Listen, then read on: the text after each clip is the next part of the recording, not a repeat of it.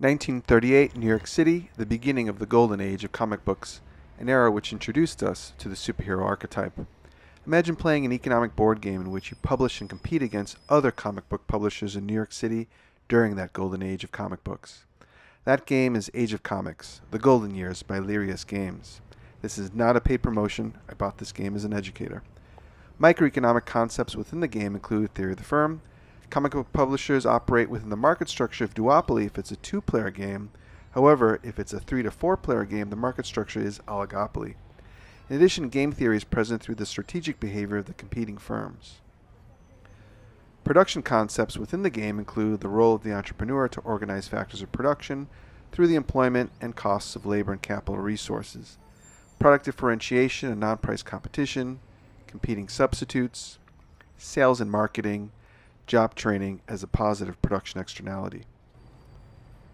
Consumption concepts within the game include non-price determinants of demand, changes in tastes and preferences, sales and marketing, and building hype for an upcoming comic book, and how competing substitutes impact demand, and how household expenditure or spending is equal to the revenue earned by the firm. So let's get into the unboxing of the game.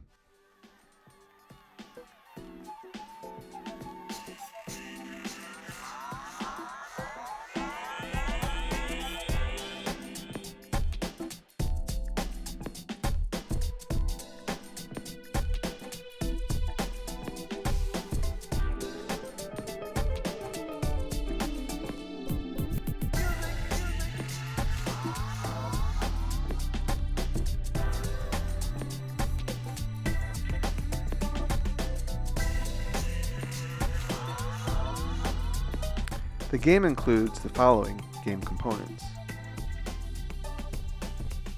colors and genres, sci-fi, crime, romance, horror, superheroes, and westerns.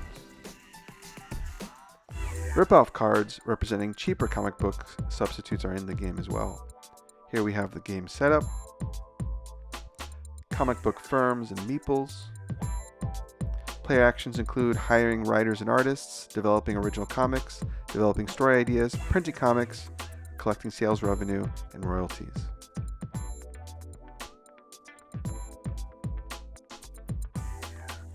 More videos on Age of Comics to come. Stay tuned for videos on these games and more.